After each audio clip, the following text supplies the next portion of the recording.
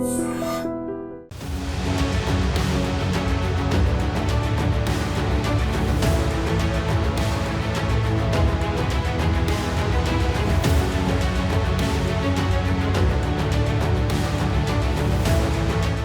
వారం మన గెస్ట్ సాగర్ అన్న అలియాస్ బాలయ్య.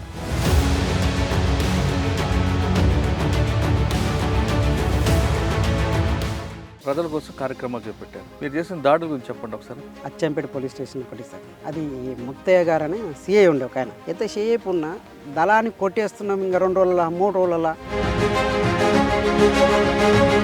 వీళ్ళు చేయలేరనే ఓపు వచ్చేసారు. మేమేం చేసినాం అంటే ఏకేలు 2 తీసుకొని వాటి బాధ్యత వహించి మనం సాగుకానే తెగిడిచి చేయాలనేది ఒక ఆలోచన. దాడులు ప్రతి దాడులు చేయడం వల్ల మీకు వచ్చేది ఏంటి? వాస్తవానికి దాడి చేయడానికి మీ పార్టీ కానీ పార్టీలో పనిచేసే వాళ్ళు కానీ ఎలాంటి ఆలోచన విధానం చేయదు. వాళ్ళకిట ఏ ఇంటి నుంచి పోయారు? అదే పేద ఇంటి నుంచి పోయి ఒక ఆఫీసర్ అయ్యండు అంటే నువ్వు ప్రమోషన్ల కోసానికి, నువ్వు ఉన్న రివార్డుల కోసానికి, పొలిటికల్ లీడర్ దగ్గర మెప్పు పొందిన ఆఫీసర్ మీదనే టార్గెట్ చేస్తారు. సార్, ఎర్రగొండపాలెం పోలీసు మీద దాడి ఎలా చేశారు? మన దగ్గర వేపన్స్ లేవు. వేపన్స్ కావాలంటే ఏం చేయాలి? మనకు అనుకూలంగా ఉన్న చతురస్థావంపై మనం దాడి చేయాలి. ఆ స్టేషన్ 2-3 ఎన్కౌంటర్లకు బాధ్యత వహించిన ఆ పోలీస్ స్టేషన్లో ఉన్న ఆఫీసర్స్ అనే ఆలోచనతోటి పార్టీ పిలుపునిచ్చింది. తర్వాత ఎక్కడ మరి మీరు చేసిన కార్యక్రమాలు ఏంటి? అప్పట్లో సారాయి మీద ఎలాంటి ఏ గవర్నమెంట్ కానీ మద్యపానం మీద కానీ ఇప్పటివరకు గిట బ్రాండ్ షాపులు పెడుతున్నారు సార్. ఎవరి కోసానికి పెడుతున్నారు? ఎవరు తాగి సావాలని? అసలు ఏ రాజకీయ నాయకుడైనా కనీసం మద్యపానం నిషేధం అనేది ఎవరి నోటికి వస్తలేదు. మద్యపానంతో పొలిటికల్ లీడర్లు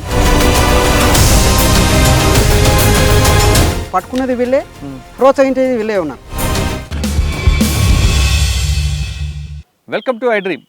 గతంలో గ్రామాల్లో ఉన్న పరిస్థితి ప్రభావంతోనూ లేదా అక్కడున్న భావాజాలానికి ఆకర్షితులై కొంతమంది యువకులు అడవిబాటు పట్టారు.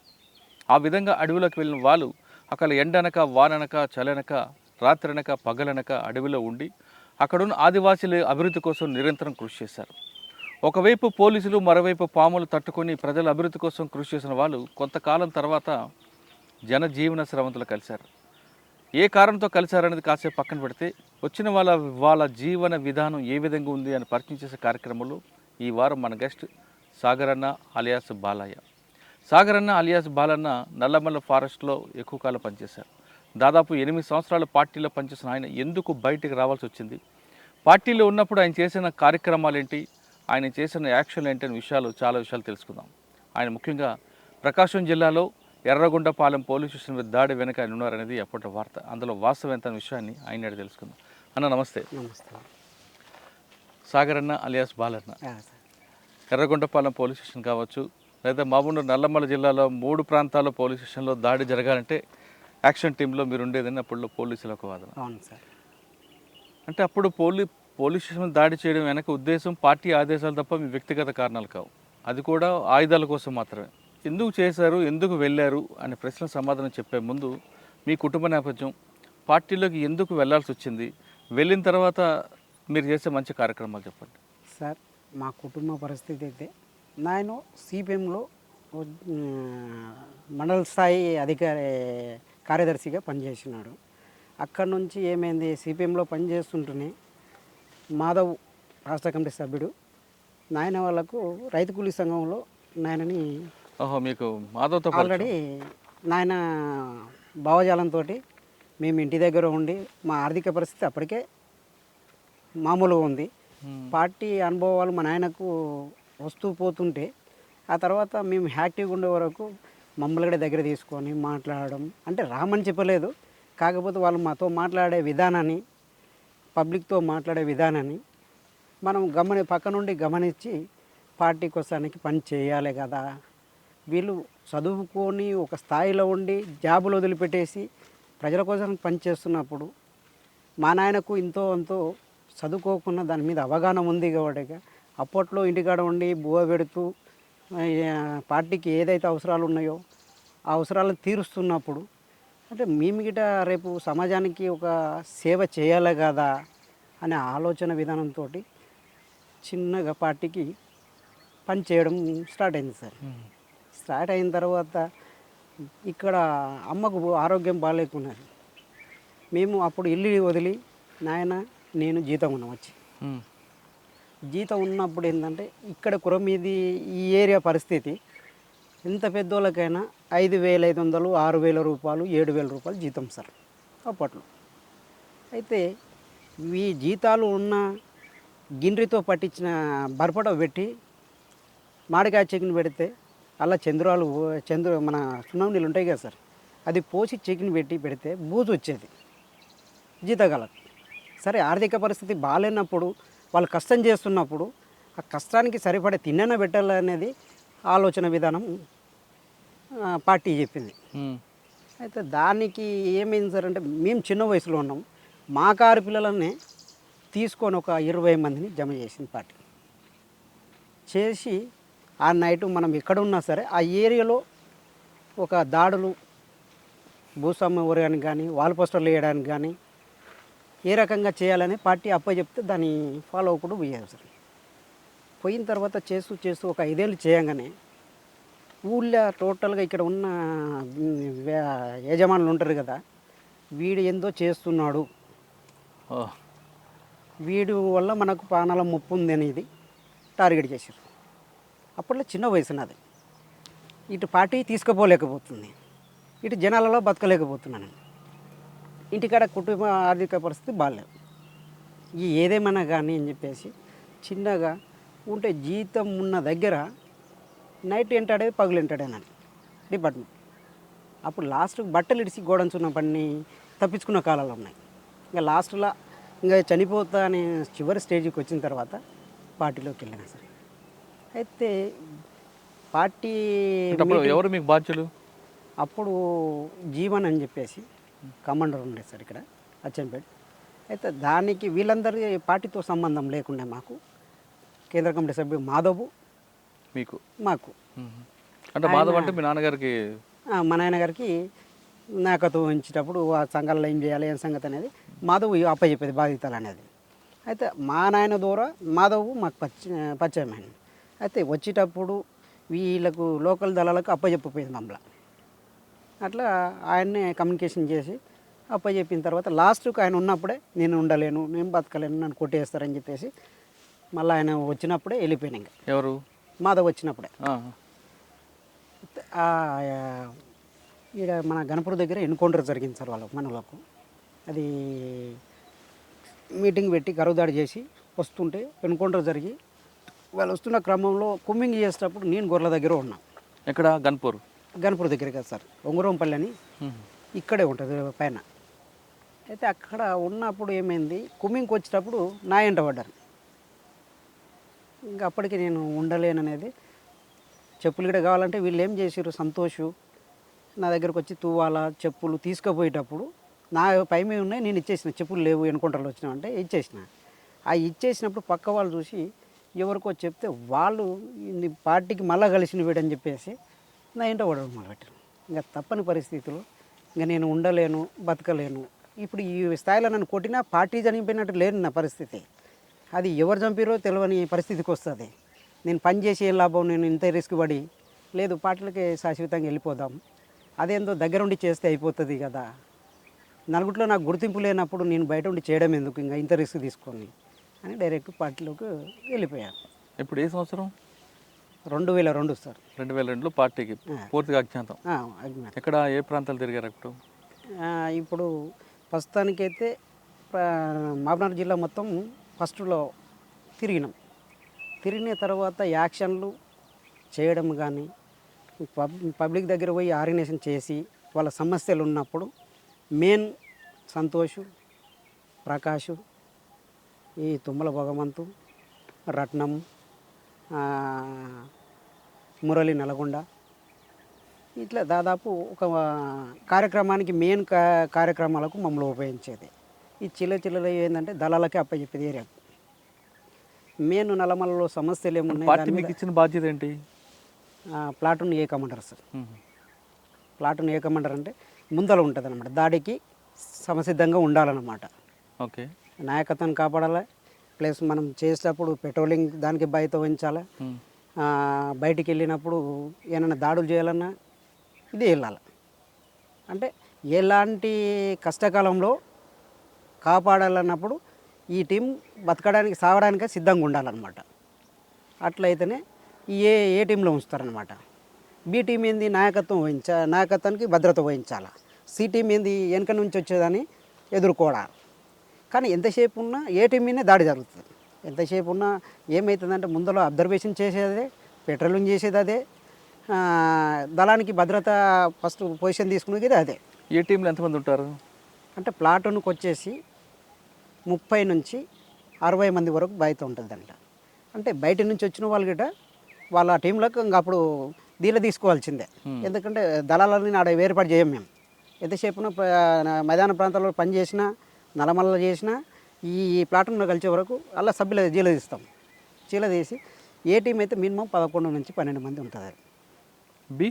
బి టీం ఉన్న నాయకత్వం మెయిన్ నాయకత్వాన్ని ఎంతమంది ఉన్నా సి టీం విడగొడతాం. దానికి 10-12 మంది ఉంటాం. ఏ టీం 10-12 మంది ఉంటాం. మెయిన్ నాయకత్వాన్ని మధ్యలో పెడతాం, దాని భద్రత. అది ఏ టీంలో పనిచేస్తారు? ఏ టీంలో పనిచేస్తున్న సమయంలో మీకు బాగా గుర్తుండిపోయిన సంఘటనలు చెప్పండి. అంటే దాడులు, ప్రతి దాడులు. అంటే ఏ టీంలో పనిచేస్తున్నప్పుడు శ్రీధర్ అని చెప్పేసి మన రాష్ట్ర కమిటీ సభ్యుడు, ప్రకాశం జిల్లాలో పుల్లల చెరుకు దగ్గరలో. అయితే మేము నల్లగొండ ఇది గుంటూరు వాళ్ళని కలిసేటప్పుడు ఇక్కడ మాధవ్, రామకృష్ణ, శాఖమూరు అప్పారావు వీళ్ళందరూ ఇక్కడ కమ్యూనికేషన్ చేసి మీటింగ్ ఉంది. అక్కడ కలిసిన తర్వాత మేము మాబ్నార్ నుంచి అక్కడికి వెళ్ళిపోయినాము. వెళ్ళిపోయిన తర్వాత ఒక 3-4 రోజులు అక్కడ లోకల్ పనులు చేసి దానికి సరిపోయే ఫుడ్ క్యాంపు కోసానికి చేసినాము. చేసి శ్రీధర్ వాళ్ళ భార్యని తీసుకుపోవాలే అతని దగ్గరికి చాలా రోజులే దూరంగా ఉండి అని చెప్పేసి పంపించారు మమ్మల్ని. అయితే ఆ నైటు వాళ్ళు దాదాపు 10-15 రోజులు అక్కడ క్యాంప్ వేశారు సార్. అల్గిట అక్కడ లోకల్ దళాలు మొత్తం మీటింగ్ పెట్టి, కార్యదర్శులు పెట్టి ఆయన మీటింగ్ చేస్తున్నాడు. ఇతర రాష్ట్ర కమిటీ, కేంద్ర కమిటీ సమావేశాలు నడుస్తున్నాయి. ఇది మనము చర్చలకు వచ్చిన తర్వాత పార్టీ ఎలాంటి నష్టపోయింది, మనం ఎక్స్పోజ్ అయినాము అంటే మన నిర్లక్ష్యం ఏంటి, దాడులు చాలా జరిగినాయి, మన నాయకత్వాన్ని కోల్పోయినాము, అరెస్టులు అయినాయి. దీనికి మన ఎలాంటి మిస్టేక్లు చేయొద్దు, మళ్ళీ పార్టీని కాపాడుకోవాలంటే మనం అనేది కేంద్ర కమిటీ, రాష్ట్ర కమిటీ కూర్చొని మీటింగ్లు ఎక్కడికెక్కడ జిల్లాల వారీగా, రాష్ట్రాల వారీగా, ఉత్తర తెలంగాణ, దక్షిణ తెలంగాణ, కోస్తా, రాయలసీమ, ఇవి కమిటీలు 4 కమిటీలు ఉన్నాయి. 4 కమిటీలతోటి 4 కమిటీల ఏరియాల కమాండర్లతోటి, జిల్లా కార్యదర్శులతోటి, ఏరియా కమిటీలతోటి ఈ రకరకాలుగా సమస్యల మీద చర్చలు జరుగుతున్నాయి.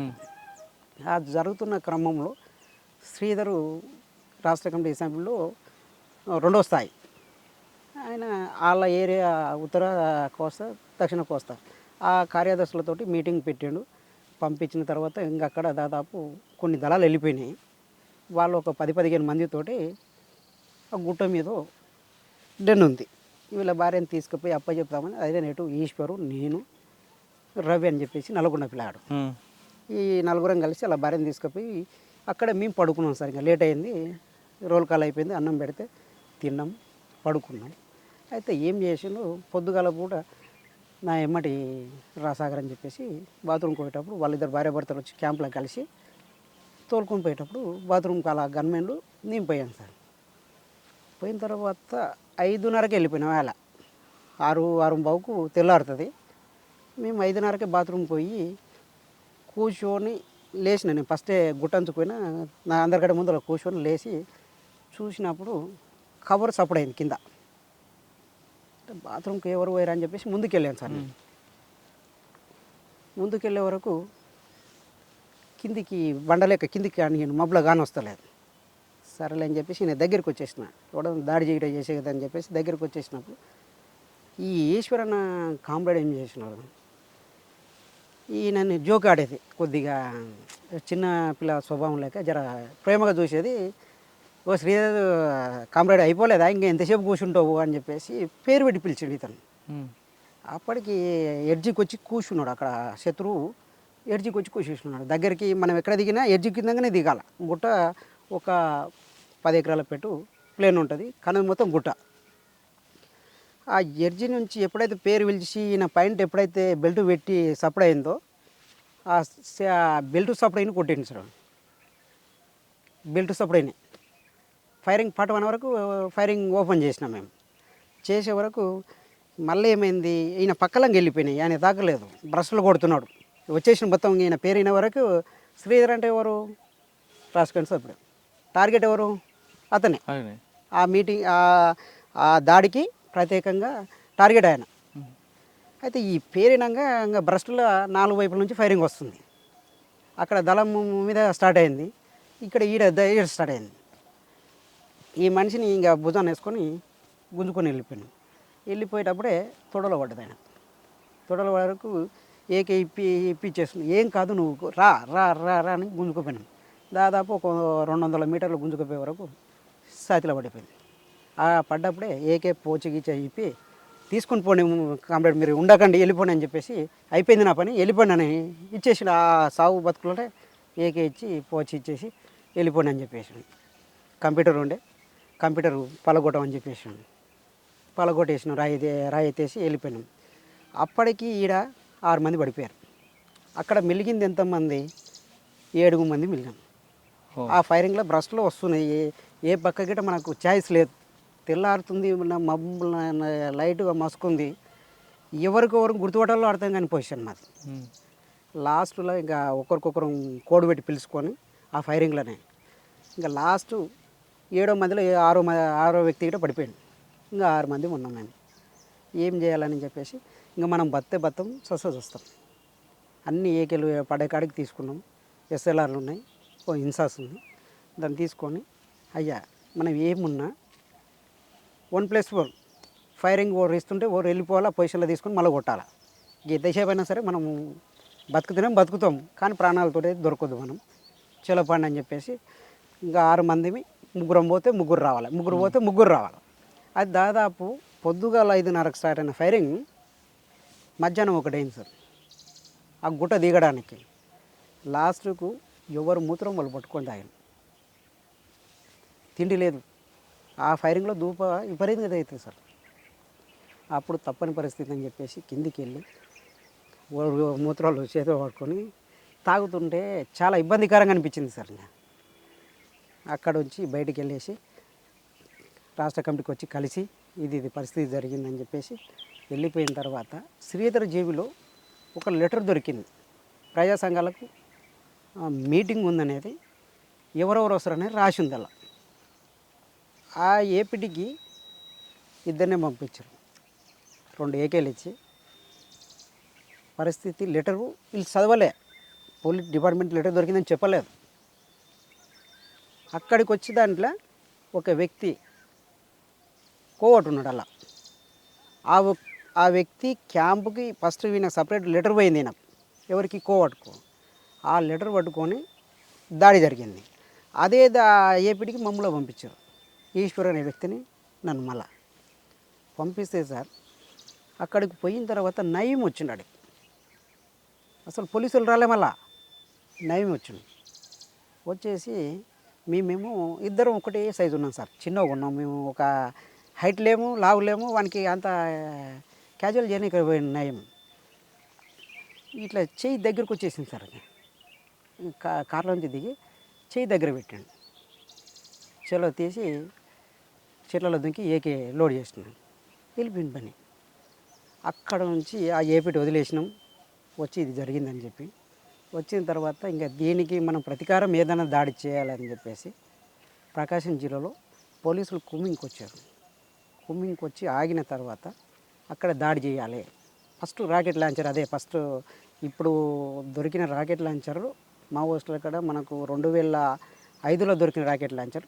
ఫస్ట్ వాళ్ళ మీద దాడి ఉపయోగించినాం, దాన్ని పేలలేదు.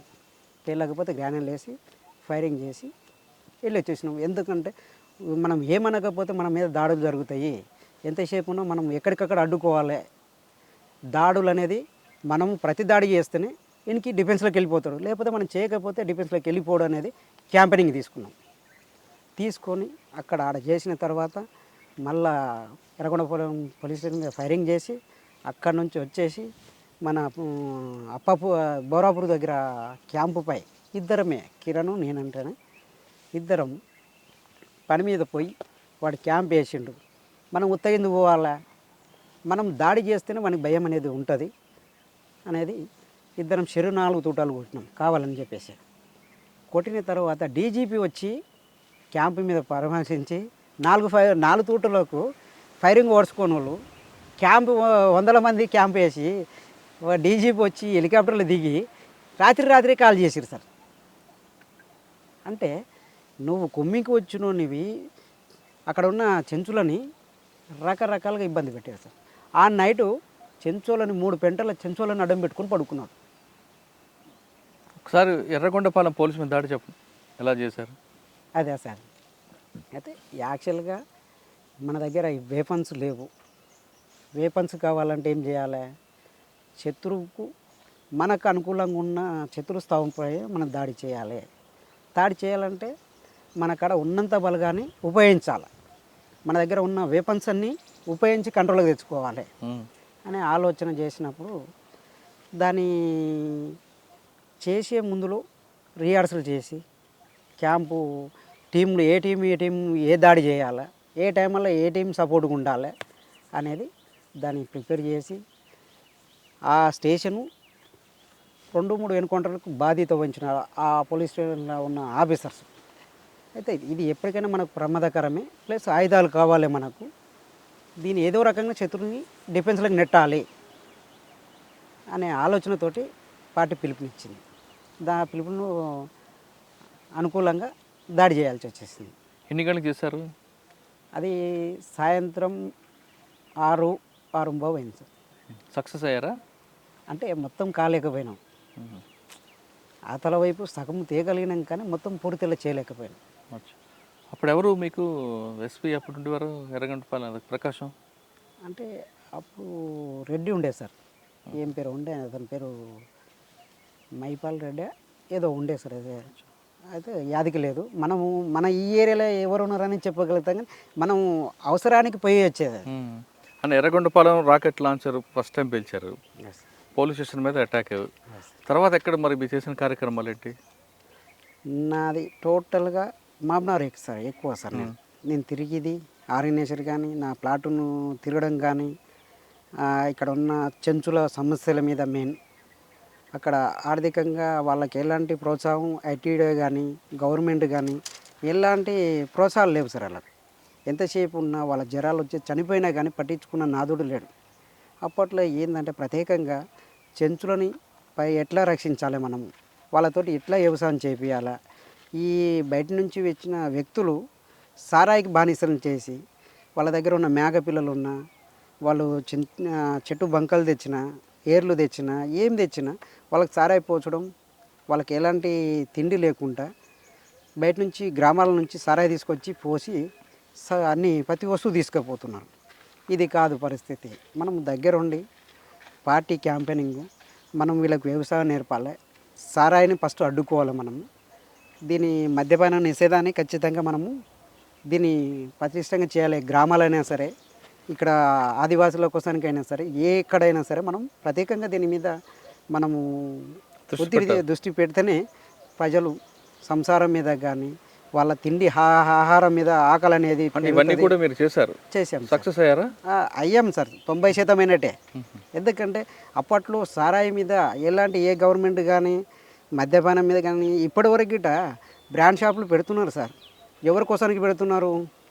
ఎవరు దాగి సావాలని? అసలు ఏ రాజకీయ నాయకుడైనా కనీసం మద్యపానం నిషేధం అనేది ఎవరి నోటి గిట ఎక్కడ గిట వస్తలేదు. అంటే ఇప్పటివరకు గిట దేశాన్ని పాలించేది ఏంటి? మద్యపానంతో పొలిటికల్ లీడర్లు పాలిస్తున్నారు. అసలు అది మద్యపానం అనేది లేకుంటే కుటుంబాలు చాలా వరకు ఎలాంటి నష్టము పోవు. ఇప్పుడు ఇలా బయట హత్యలు జరుగుతున్నాయి అంటే మద్యపానంతో జరుగుతున్నాయి, రేపులు జరుగుతున్నాయి అంటే మద్యపానంతో జరుగుతున్నాయి. డ్రగ్స్ ఏది గంజాయి వస్తుంది, బయట నుంచి అది డ్రగ్స్ వస్తుంది. దాన్ని అడ్డుకుంటున్నామంటే అదే సంస్థలనే వీళ్ళు పట్టుకునేది వీళ్ళే, ప్రోత్సహించేది వీళ్ళే ఉన్నారు. లోపల నుంచి లావాదేవీలు అరికట్టడం ప్రయత్నం చేశారు. అరికట్టడానికి ప్రయత్నం చేశాం. చెంచుల్లో వాళ్ళకి కొంచెం అవగాహన కల్పించారు. అవగాహన వాళ్ళకి రాజకీయ జ్ఞానం తీసుకొచ్చారా? చాలా వరకు మనము ఎంత చెప్పినా ఒక 50% నేర్పగలిగినాం సార్ వాళ్ళ హక్కుల గురించి, వాళ్ళ ముందుండి పోరాటాలు కానీ. దాదాపు అడివాకి చట్టాలు ఎట్లా, మీకు ఎప్పటి నుంచి ఎప్పటి వరకు మీకు రాజ్యాంగం ఉంది, దేని ఎట్లా ఉపయోగించుకోవాలా. ఇప్పుడు యాక్చువల్గా ఈ ఫారెస్ట్కి రావాలంటే ఫారెస్ట్ వాళ్ళ పర్మిషన్ కాదు, యాక్చువల్లీ చెంచుల పర్మిషన్ తీసుకోవాలి. చెంచులకు ఉన్న హక్కులు అప్పట్లో ఉన్న రాజ్యాంగ ప్రకారంగా పోతే జీవో ఫారెస్ట్లకు ఎంటర్ కావాలంటే మంత్రి కానీ గవర్నర్ కావాలన్నా కానీ వాళ్ళ పర్మిషన్ తీసుకోవాలి. ఇవాళ ఎక్కడ ఉంది పర్మిషను? అధికారుల చేతిలోకి వెళ్ళిపోయింది తప్ప వాళ్ళ హక్కులని ఎవరికంటే ఇప్పటివరకంటే ప్రశ్నించే వాళ్ళే లేకుండా పోయారు. ఇప్పుడు మీరు అప్పుడు చేసిన కార్యక్రమాలు చేశారు, బయటకు వచ్చారు కదా. అవును సార్. ఇప్పుడు మీరు చేసిన కార్యక్రమాలకు అభివృద్ధి చెందిన ఒక గ్రామం ఇప్పటికైనా ఉందా? ఉన్నాయి సార్. సాధ్యమైనంత వరకు ఇప్పుడు పోడు భూమి అనేది దాదాపు ఈ ఏరియాలో ఒక 10-15 వేల ఎకరాలు ఇప్పుడు రైతులు చేసుకొని బతుకుతున్నారు. కానీ ఇప్పుడు ఏమైంది, ఫారెస్ట్ వాళ్ళు పట్టాలు ఇవ్వకుండా సతాయిస్తున్నారు. పోడు భూములకు గవర్నమెంట్ పట్టాలు ఇస్తున్నది, కాకపోతే ఆ భూమి చేసుకొని బతకగలుగుతారు కానీ వాళ్ళకు ఉపయోగపడలేకపోతుంది. ఓకే, మొత్తగా అన్న ఇప్పుడు ప్రజల కోసం కార్యక్రమాలు చేపట్టారు. మీరు చేసిన దాడుల గురించి చెప్పండి ఒకసారి. తప్పని పరిస్థితుల్లో అచ్చంపేట పోలీస్ స్టేషన్ ఒకటి సార్, అది ముత్తయ్య గారు అని సిఐ ఉండే ఒక ఆయన. ఎంతసేపు ఉన్నా దళాన్ని కొట్టేస్తున్నాం, ఇంకా 2 రోజుల 3 రోజుల అచ్చంపేట దళం వెళ్ళిపోతుంది, ప్లాటును కొట్టేస్తున్నాం, అయిపోయాయి అంటే వాస్తవానికి మా వాళ్ళు గిట దాడులకు పోయిర్రు, ఫెయిల్ అయినాయి. వాడు ఇంకా దానికి ఆఫీసర్ గారు ఏం చేశారంటే వీళ్ళు చేయలేరనే ఓపుకు వచ్చేసారు. మేమేం చేసినాం, ఇలా ప్రకటించి రేపే కొట్టేసి చెప్పి కొట్టారా? చెప్పి ప్రకటించి కొట్టాం. ఇంకొకటి ఎలా చేశారు అంటే ఏకేలు 2 తీసుకొని ఎట్టన చేసి ఈ యాక్షన్కి కొట్టాలి, దళాన్ని కొడతా అని చెప్పేసి ఒకటే ప్రకటిస్తున్నాడు. ప్రజలలో మనోభావాలు దెబ్బతింటున్నాయి. ఆఫీసర్ని బెదిరించి మనల పార్టీని బెదిరిస్తూ పార్టీకి సహకరించకుండా పబ్లిక్ మీద ప్రెషర్ తీయగలుగుతున్నాడు. మనం ప్రజల దగ్గరికి వెళ్ళి దాన్ని అర్థం చెప్పాలి లేకపోతున్నాము. ఏంటి జాబు తన కోసానికి తన కుటుంబ కోసానికి చేస్తుడే ఛాలెంజ్ చేస్తున్నాడు. మనం ప్రజల పక్షాన చేస్తున్నప్పుడు దీన్ని ఛాలెంజ్ తీసుకోకపోతే కరెక్ట్ పొజిషన్ కాదనేది పార్టీ నిర్ణయించింది. చలో ఎవరెవరు పోవాలా, ఈ వ్యక్తి పోవాలా, నువ్వేం చేస్తావు నాకు తెలియదు, పార్టీ బాధ్యత నువ్వు చేయాలి అని చెప్పేసి అప్పచెప్పింది. అప్పట్లో అదే ఎస్ఐ దగ్గర పోయి అదే సిఐ దగ్గర పోయి ఇంకా 2 రోజులకు దాడి జరుగుతుందనగా వాళ్ళ ఎదురు కూర్చొని మాట్లాడొచ్చి 3వ రోజు స్టేషన్ మీద దాడి. అంటే మిమ్మల్ని గుర్తుపట్టలేదు వాళ్ళు? అంటే మనము రెక్కి చేసేటప్పుడు అంత అలకకుంటే మనం ఎట్లా పోగలుగుతాము? మనకు ప్లాన్ మనకు ఉంటుంది, మనం చేసే విధానం మన కాడ ఉంటేనే మనకు పార్టీ అప్పచెప్తుంది. పార్టీ బాధ్యత వహించి మనము సావుకైనా తెగిడిసి చేయాలనేది ఒక ఆలోచన. అచ్చంపేట పోలీసు మీద దాడి సక్సెసా ఫెయిలా? సక్సెస్. అంటే మనం దాడి స్టేషన్ మీద చేయలేదు, బయట ఉన్న ఆఫీసర్ల మీద కొట్టాలి, ఏదో ఒకటి అచ్చంపేట పోలీస్ స్టేషన్ మీద మనము కొట్టాలి అన్నప్పుడు మనము సివిల్లో ఉన్నారు వాళ్ళు, ఆడికి బ్రష్లో పెట్టి కొడితే 3 పడిపోయారు. ఓకే, తర్వాత ఆ తర్వాత సంతోష్ని మా గురువు అయిన సంతోష్ని ఈ యాక్షన్కు వాళ్ళు అడ్డం పెట్టుకొని అతన్ని ఛత్తీస్గఢ్ పోవాలి. ఛత్తీస్గఢ్ పోతున్న క్రమంలో వాళ్ళ భార్య వాళ్ళ కుటుంబాన్ని కలవనిక ఏర్పాట్లు చేసుకొని పోయేటప్పుడు అక్కడ ఉన్న కోవట్లు దాన్ని సంబంధించి తోలుకుపోతున్నప్పుడు ఇతను పట్టియాలని ఒప్పందం చేసుకున్న వ్యక్తులు రకరకాలుగా ఇబ్బందులు పెట్టి పట్టించిన తర్వాత మళ్ళీ పార్టీ ఒక క్యాంపెయిన్ తీసుకుంది. కాంగ్రెస్ కార్యకర్తలని మెయిన్ లీడర్లను ఎవరినైనా కొట్టాలి మనము అన్నప్పుడు మళ్ళీ అచ్చంపేట దగ్గర పోయి వచ్చారు మా వాళ్ళు.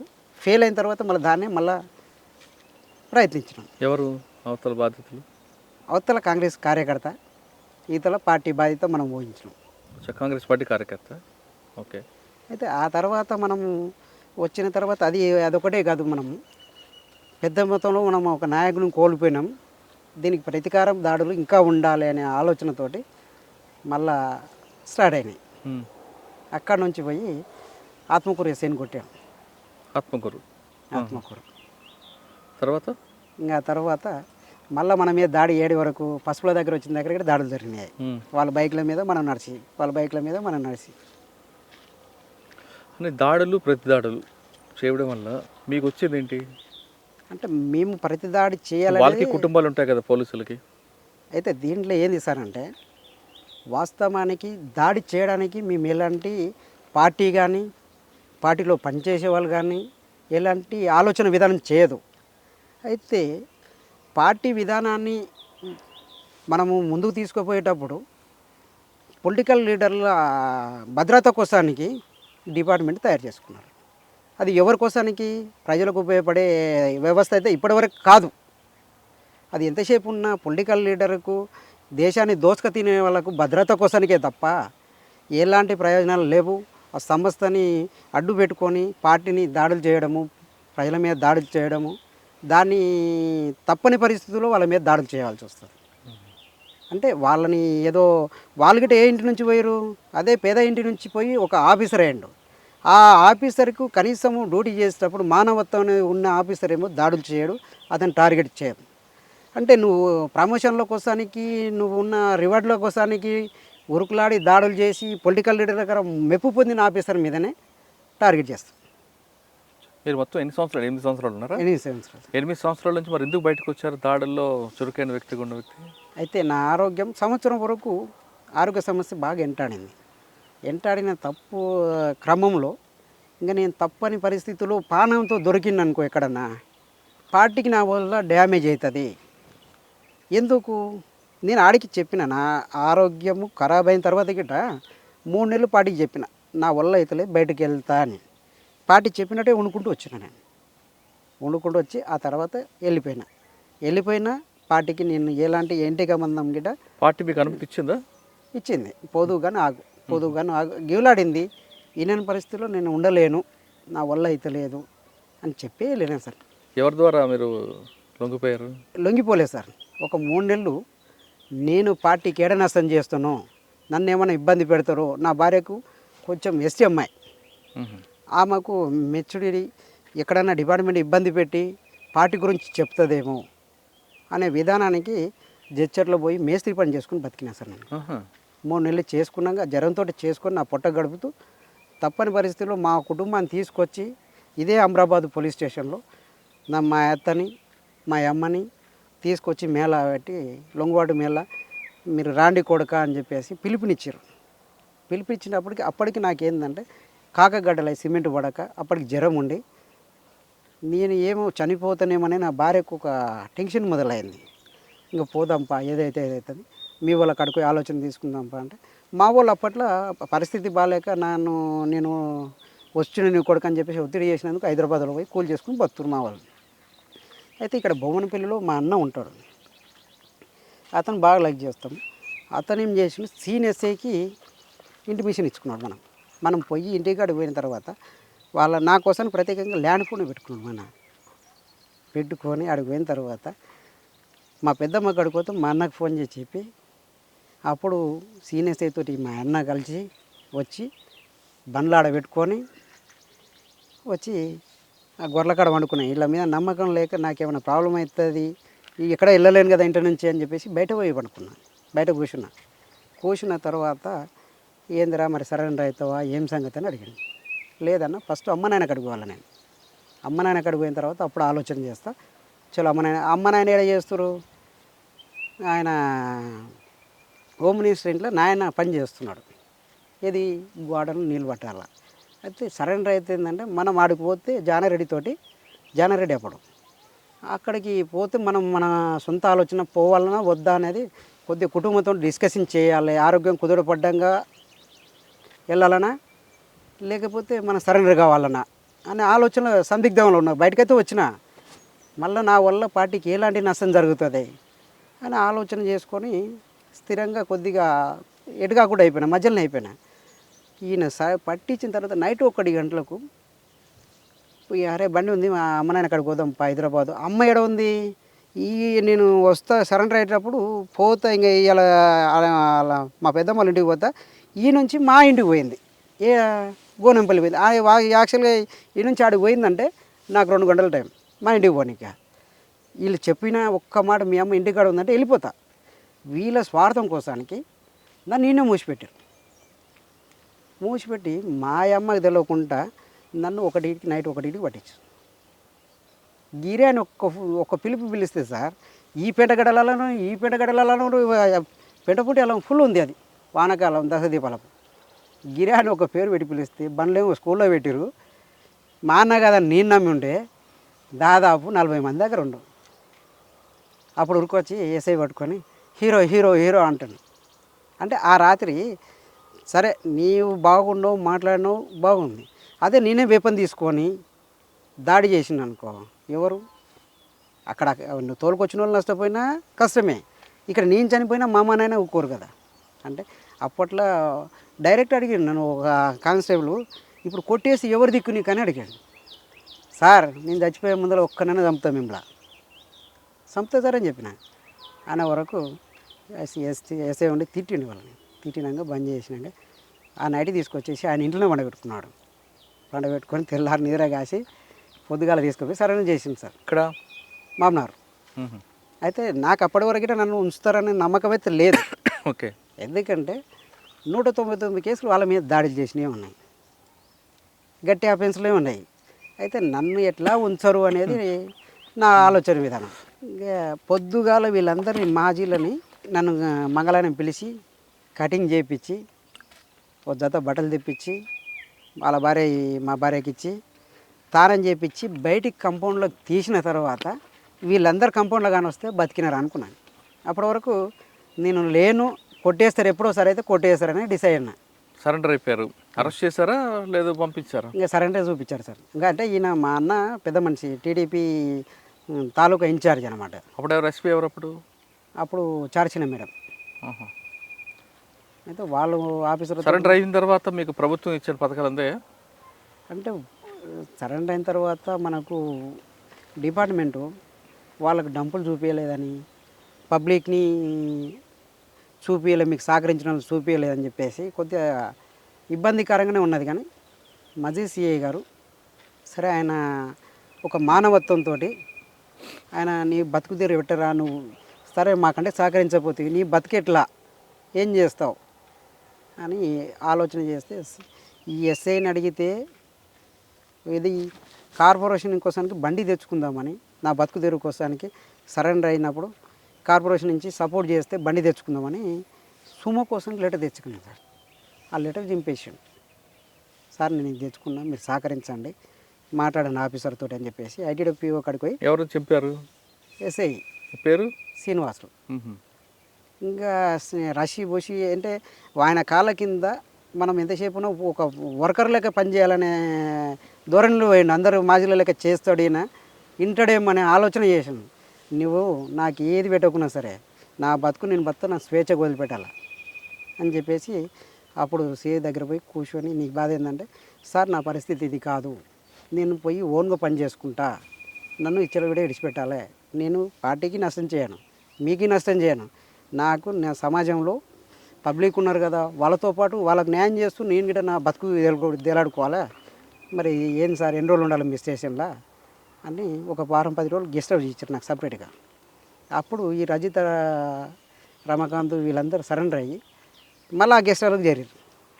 వాయబ్బా ఇది కాదు, మనం బయటికి వెళ్ళాలి, దగ్గర ఉండే సమస్యలు తెచ్చుకోడు, ఇక్కడ దూరంగా వెళ్ళాలి సార్, నాకు ఇది కాదు, మరి ఆర్థిక పరిస్థితి అక్కడ రూపాయి లేదు, మరి ఏం చేయాలి సార్ అంటే అప్పుడు సిఐ ఎస్ఐకి చెప్పి అవతల ఒక రూమ్ 500కు రూమ్ కిరాయి ఇప్పించారు, ఒక నెలకు ఇప్పించినాక మళ్ళీ మన పరిస్థితి బాగాలేకపోతే కుటుంబంతో 5-10 తెచ్చుకొని అక్కడ ఉండి తప్పని పరిస్థితుల్లో ఆ సిఐ మళ్ళీ బదులు ₹1,00,000 ఇచ్చి బండి మళ్ళీ ట్రాక్టర్ కోసానికి ఆయన ఒక కానిస్టేబుల్ ఇచ్చి ఇంకా రూపాయలు లేదని చెప్పేసి తిప్పి ఐటీడీపీఓ కాడికి పోతే ఓ లెటర్ ఇచ్చింది, శాంక్షన్ లెటర్.